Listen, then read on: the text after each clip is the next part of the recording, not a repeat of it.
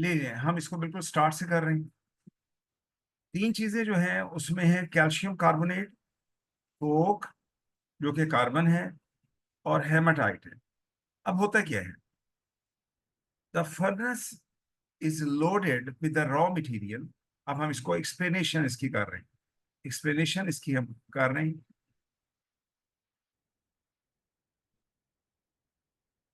बेटा screen share हो रही है? जी sir. The furnace is loaded, the furnace is loaded with raw material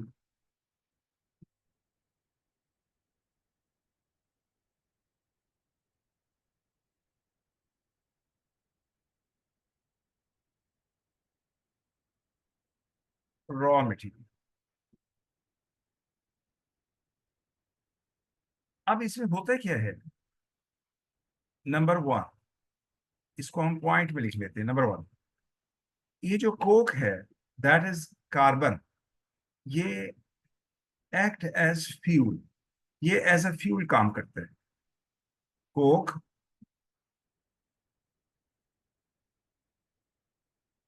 which is carbon,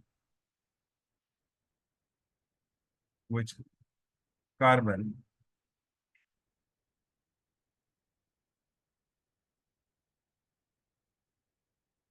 acts as fuel, ये fuel के तौर पे काम करता है। फ्यूल का मतलब है बर्न होगा, fuel, so it Burns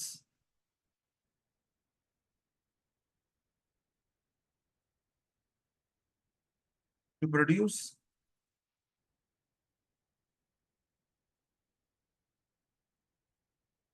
CO2, carbon dioxide, and a lot of heat is produced, and a lot of heat is produced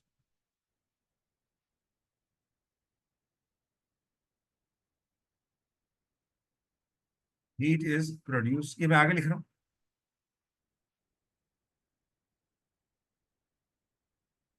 और ये जो हीट प्रोड्यूस होती है इसको हम इसको टेक्निकली हम एक्सोथर्मिक हीट का निकलना, ये इंशाल्लाह डिटेल में पढ़ेंगे भी सही। इसको हम कहेंगे that is exothermic.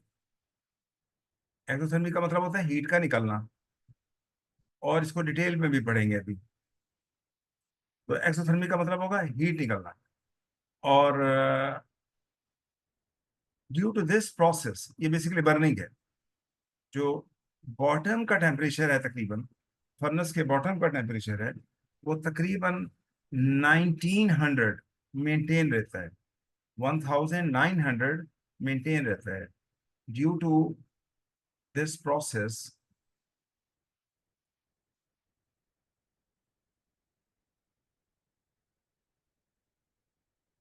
this process,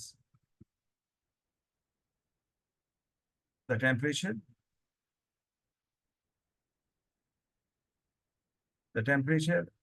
at the bottom of the furnace,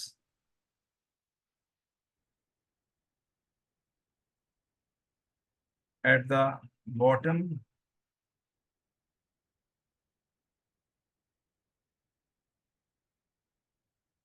of the furnace is maintained about 1900,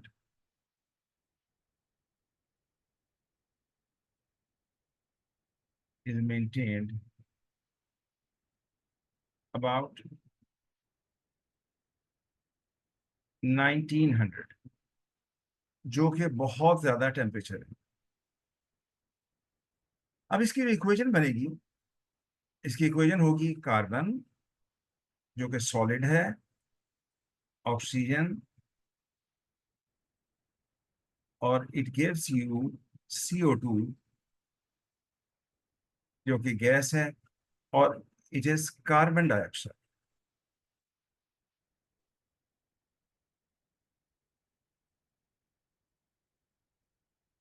अब ये जो कार्बन डाइऑक्साइड है, ये क्योंकि फर्नेस को कंटिन्यूसली लोड किया जा रहा है, मतलब है उसमें मटेरियल डाल रहे हैं हम, कंटिन्यूसली मटेरियल डाल रहे हैं, तो ये कार्बन डाइऑक्साइड फर्दर कार्बन से रिएक्ट करता है।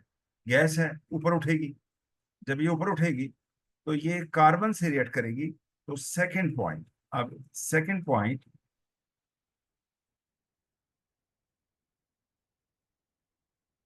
CO2 reacts with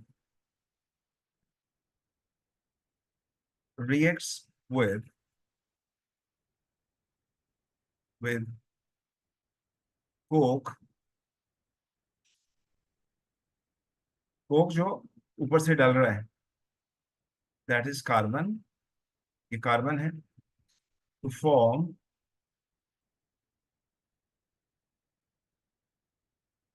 carbon monoxide,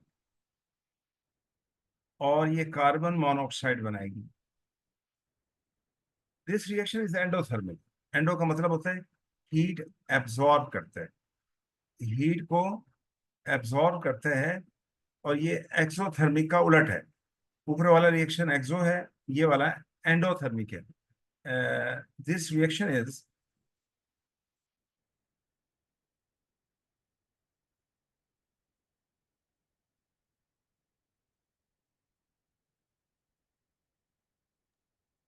endothermic.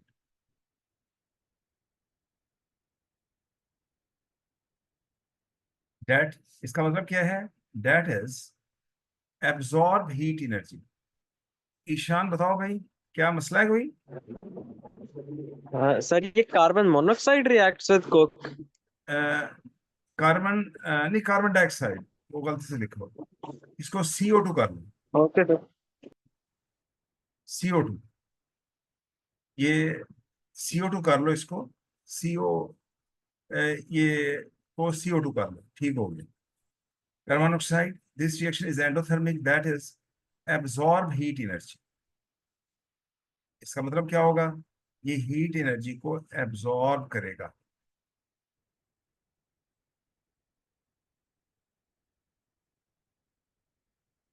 और जिससे क्या होगा, तकरीबन जब हीट एब्जॉर्ब करेगा तो सराउंडिंग का टेम्परेचर ड्रॉप होगा, ज़रा ड्रॉप होगा। इसलिए at the middle of the furnace तकरीबन टेम्परेचर 1100 होता है। फर्नेस के दरमियान में तकरीबन temperature 1100।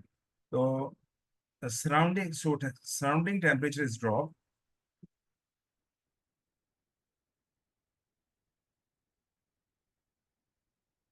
surrounding temperature of the in, in the furnace,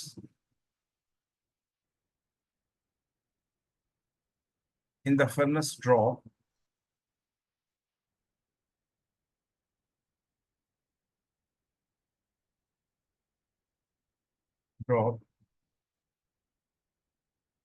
uh, और इसी वजह से this is the reason, this is the reason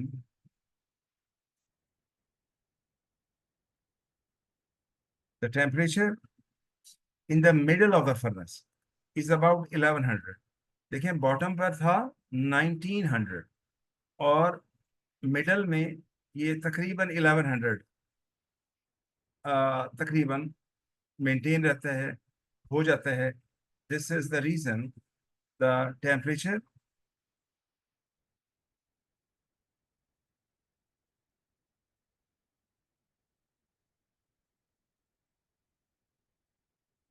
in the middle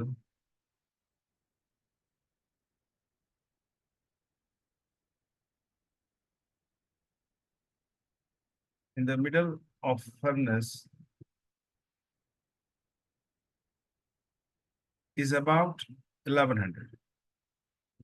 यानी 1900 नहीं है, 1100 है, क्योंकि वो टेम्परेचर कुछ कम हो जाएगा सराउंडिंग का, 1100। अब इसका रिएक्शन क्या होगा, इसको जरा देखिए। Carbon dioxide CO2,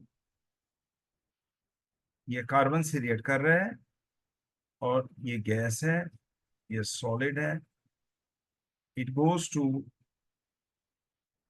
CO, carbon monoxide, और इसको बैलेंस करेंगे तो यहाँ 2 आ जाएगा, दैट इज गैस, और ये बन जाएगा कार्बन मोनोऑक्साइड।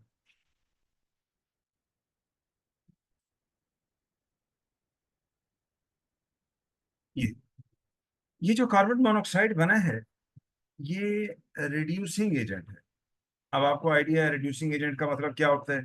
रिड्यूसिंग एजेंट क्या होता है? जो दूसरे को रिड्यूस करे, खुद ऑक्सीडाइज हो, मतलब है दूसरे की ऑक्सीजन को निकाल लेता है, और दूसरे की ऑक्सीजन को निकाल लेता है, तो ये रिड्यूसिंग एजेंट है।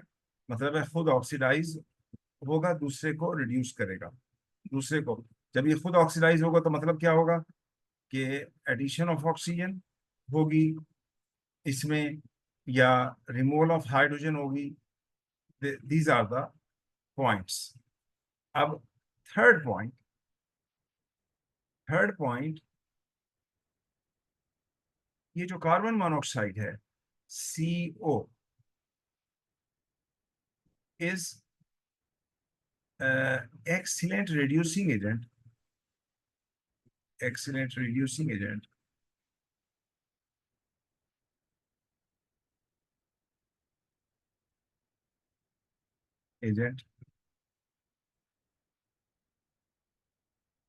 so reduces iron 3 oxide। जो आयरन 3 ऑक्साइड हमने लोड किया है फर्नेस में, ये उसको रिड्यूस कर देती है। सो रिड्यूसेस आयरन 3 ऑक्साइड।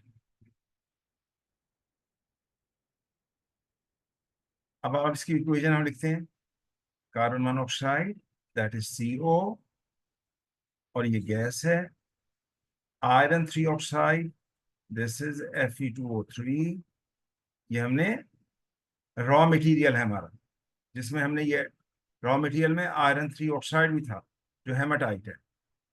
जब ये रिड्यूस करेगा तो इट फॉर्म्स Fe, इसमें से ऑक्सीजन को निकाल लेगा, और ये सॉलिड और साथ CO2 बनेगा, गैस।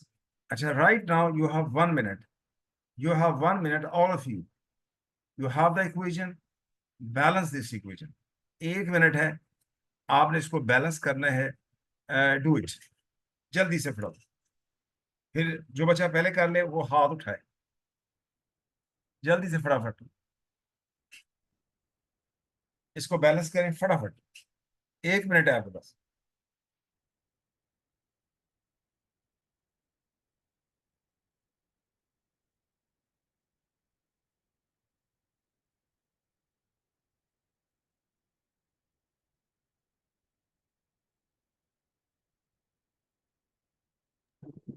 सर कर ली बैलेंस। कर लिए, वेल डन वेल डन, ठीक हो गया, सही हो गया। अच्छा निशान बताओ भाई, क्या किया आपने, बताओ।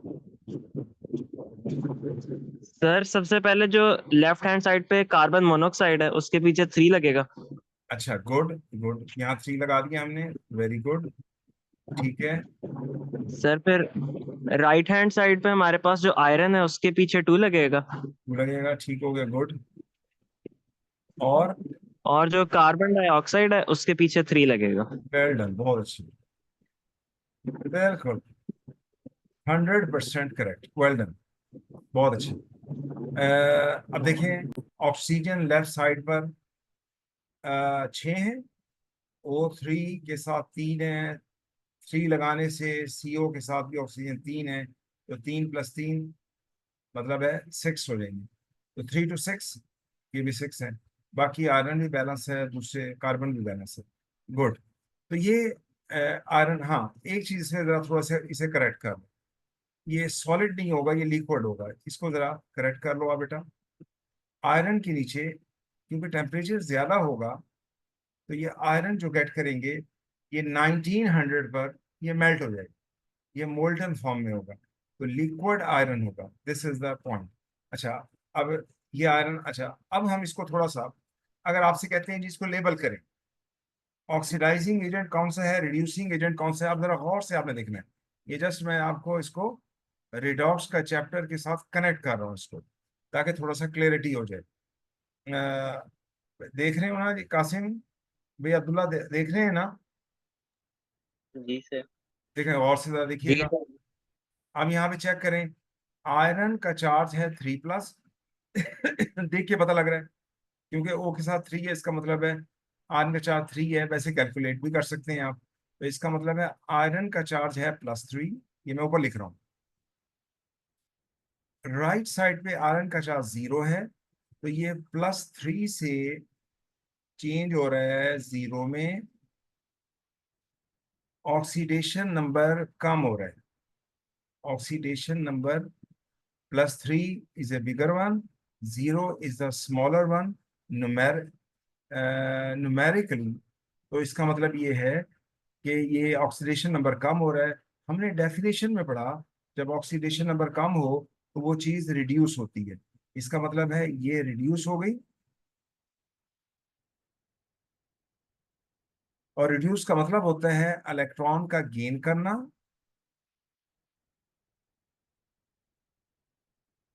गेन करना, और जो इलेक्ट्रॉन गेन करता है वो रिड्यूस होता है, और ये एक्ट करता है एज ऑक्सीडाइजिंग एजेंट। तो दिस इज ऑक्सीडाइजिंग एजेंट, ओ ए। मैं इसको शॉर्ट करके लिख रहा हूँ ओ ए, ऑक्सीडाइजिंग एजेंट। लेकिन आपने इसको मुकम्मल लिखना है, कहीं लिखना है ओ ए नहीं लिखना, पूरा लिखना है ऑक्सीडाइजिंग एजेंट। तो इसका मतलब है iron, iron 3 oxide act as oxidising agent, क्योंकि इसमें आयरन 3 रिड्यूस हो रहा है। और अब आ जाएं सीओ पर।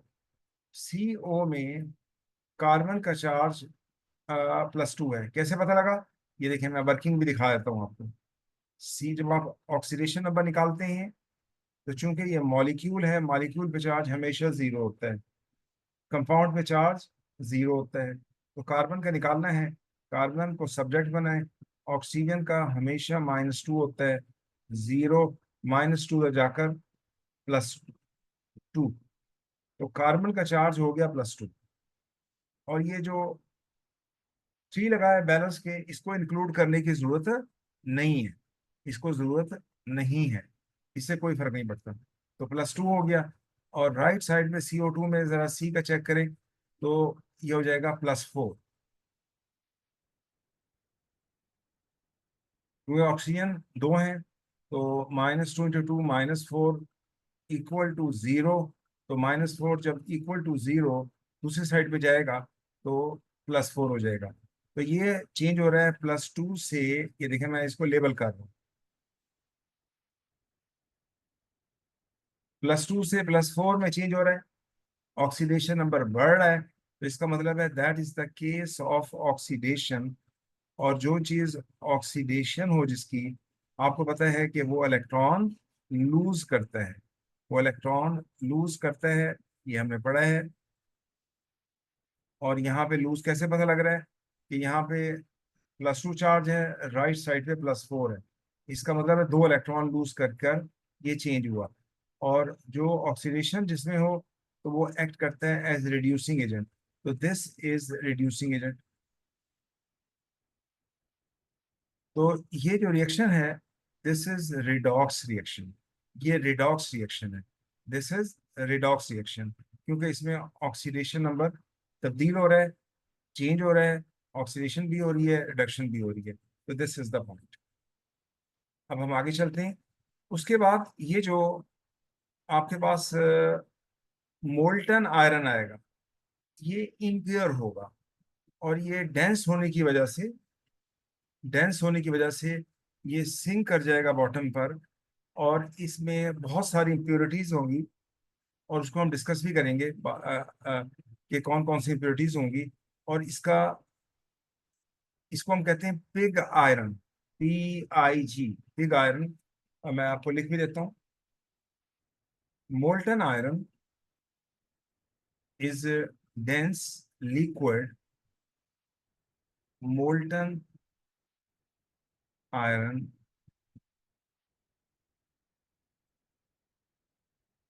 is dense liquid, so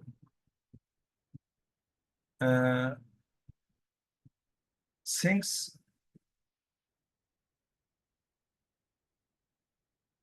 at the bottom, ये बॉटम की तरफ सिंक करता है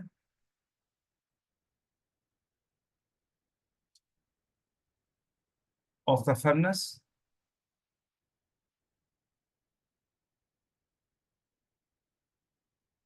and contains many impurities,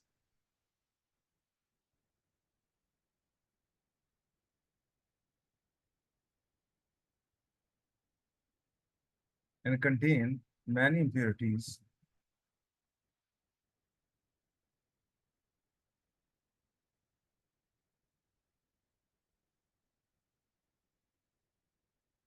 or this iron is called as pig iron,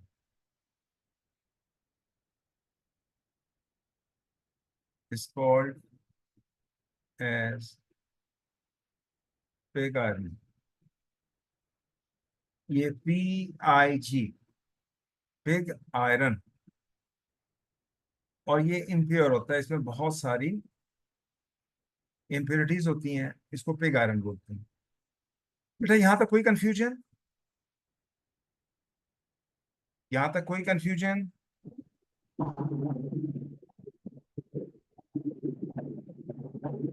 Ishan बताओ भाई। सर पेग आयरन के अंदर कौन कौन सी इम्प्योरिटीज होती हैं? हाँ वो बाद में मैं बता दूंगा आपको मैं। अभी अभी फिलहाल मैं नहीं बता रहा, अभी इसको बाद में हम बता देंगे, डिस्कस कर लेंगे अभी। ठीक हो गया? ओके अच्छा सर। जी, क्योंकि ज़्यादा लेंथी हो जाएगा ना फिर। अच्छा जी, अब ये हो जाएगा, अब उसके बाद आगे चलेंगे। ये पॉइंट था 3, ये पॉइंट 3 था। अब है पॉइंट 4। पॉइंट 4 में at high temperature in the furnace calcium carbonate, आपको पता है 3 चीजें थी रॉ मटेरियल में। एक तो कार्बन हो गया, दूसरा वो कोक जिसे हम कहते हैं कार्बन है, दूसरा था आयरन 3 ऑक्साइड, और दूसरा आयरन 3 ऑक्साइड, तीसरा है कैल्शियम कार्बोनेट जो कि मार्बल होता है। तो calcium carbonate, number 4 point, calcium carbonate जो लाइमस्टोन होता है,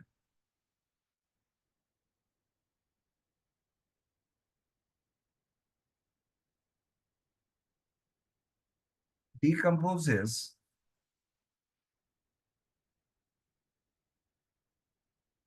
decomposes to calcium oxide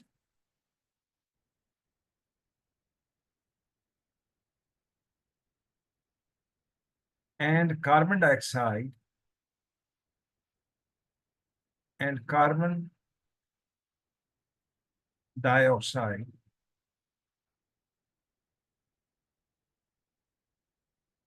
due to high temperature in the furnace.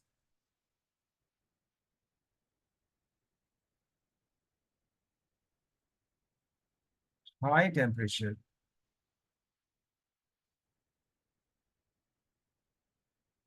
in the furnace.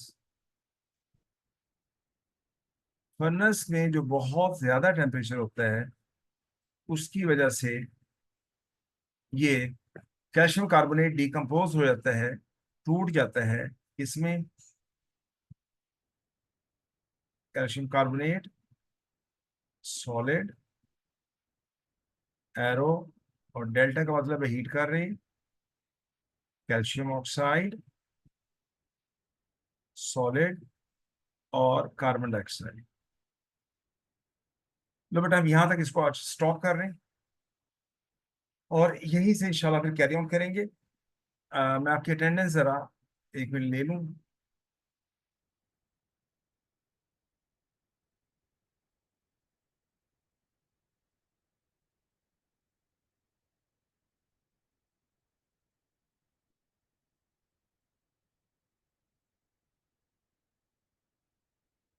अच्छा मुझे बताइए यहाँ तक कोई कंफ्यूजन?